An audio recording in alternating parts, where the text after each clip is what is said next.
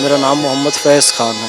प्रधानमंत्री तो नरेंद्र मोदी जी ही बने। मोदी जी सबको साथ लेकर चल रहे हैं इसलिए क्योंकि ये देश तो सर्वधर्म समभाव वाला है, जहाँ सभी पंथ, मज़हब, जाति, समुदाय के लोग रहते हैं और वो ऐसा है कि किसी का तुष्टीकरण नहीं करते, सबको साथ लेकर चलते हैं, तो इसलिए वो बनेंगे। मैं एज ए मुस्लिम नहीं कह रहा हूँ, मैं 1/140 करोड़ हिंदुस्तान कह रहा हूँ, यानी कि मैं एक हिंदुस्तान होने के नाते, एक हिंदुस्तानी होने के नाते कह रहा हूँ। बाकी राहुल कुछ कहते रहे और कोई कुछ कहते रहे, सच्चाई तो ये है कि धर्म, जाति, समुदाय की राजनीति करने वाले लोगों का समय समाप्त हो चुका है। टोपी लगाकर जो लोग इफ्तार पार्टियां दिया करते थे, मुसलमानों को बेवकूफ़ बनाया करते थे, उनका समय समाप्त हो चुका है। अब मुसलमानों के तुष्टीकरण की राजनीति नहीं बल्कि उनके विकास की राजनीति होगी। देश के सभी 140 करोड़ लोगों के विकास की राजनीति होगी। झूठ बोलते हैं वो लोग, गलत बोलते हैं वो लोग। राम मंदिर से कई लोगों को रोज़गार मिल रहा है।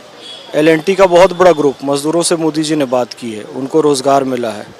इसके साथ साथ इनको अपनी धर्म की राजनीति जो है वो अब ख़त्म होती नज़र आ रही है, इसलिए लोग ऐसा कह रहे हैं।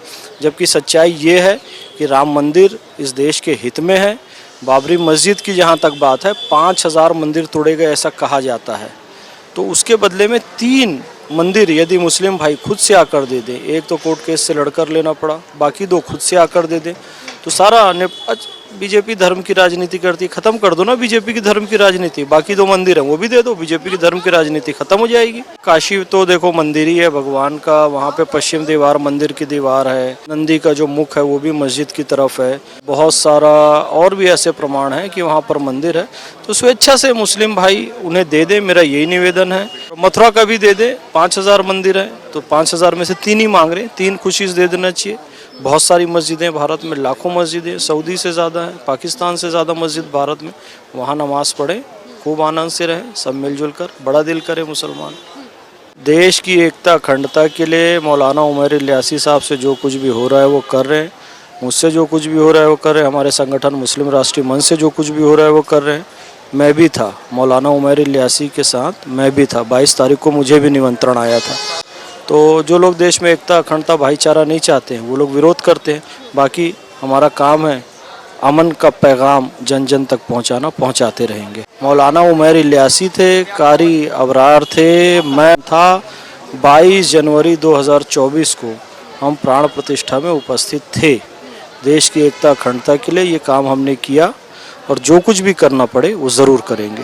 सबका साथ सबका विकास ये नारा है। आप मुझे एक भी केस बता दीजिए कि कोई जनधन खाता खोलने गया हो और मुसलमान होने के कारण उसे भगाया गया हो। उज्ज्वला योजना में किसी महिला को कहा गया हो तुम्हारा नाम अमीना भी है तो तुमको नहीं देंगे और सत्यवती को दे देंगे। ऐसा एक आध केस हुआ क्या कि कोई आयुष्मान कार्ड लेकर गया हो और वो बच्चे का नाम रहमान है तो उसे भगा दिया गया हो, और राम है तो उसका इलाज किया गया हो। किसी के साथ कोई भेदभाव नहीं हुआ। सारी योजनाएं उठाकर देख लीजिए। तो ये सब अफवाहें फैलाना गलत है। मैंने 15,000 किलोमीटर की पदयात्रा की है, लेह से कन्याकुमारी और कन्याकुमारी से अमृतसर। 30 महीने में इस देश में पैदल चला हूँ। 80% टाइम हिंदुओं के घरों में रुका हूँ, मठों में रुका हूँ, मंदिरों में रुका हूँ। किसी ने मेरे साथ कोई अपमानजनक व्यवहार नहीं किया। 15,000 किलोमीटर की, राहुल जी अभी केवल 8,000 किलोमीटर की यात्रा कर रहे हैं, पूरी पैदल नहीं चल रहे हैं, गाड़ी में चलते हैं। मैं 15,000 किलोमीटर पूरा पैदल चल चुका हूँ। राहुल जी से निवेदन है पूरी यात्रा पैदल चले। उनके पिताजी पे भरोसा किया, उनकी दादी पे भरोसा किया, उनके दादी के पिताजी पे भरोसा किया, और कितना भरोसा चाहिए। दूसरे को भी तो मौका मिलना चाहिए, दूसरे को परिवार को ही मौका मिलना चाहिए। राजशाही थोड़ी है। मोदी जी 10 साल क्या हो गए, यहाँ मोदी जी नहीं है, यहाँ देश की जनता है। मोदी जी को 300+ सीट दी है जनता ने, मोदी जी अकेले नहीं है। जनता भी 400+ सीट दे देगी, आप क्या कर लेंगे। मेरा ये निवेदन है कि 2029 के चुनाव की तैयारी करें, देश का करोड़ों रुपए 2024 में ना फूकें।